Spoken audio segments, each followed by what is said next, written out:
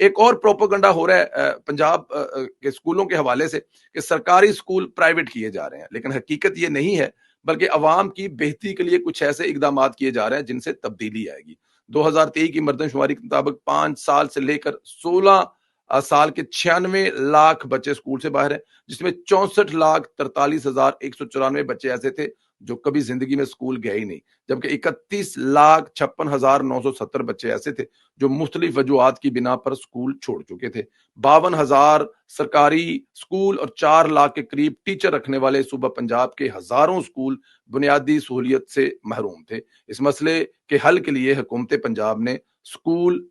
ری organization programme کا آغاز کیا ہے، جس کے تحت فعال یا غیر فعال جو بالکل ہی جنہیں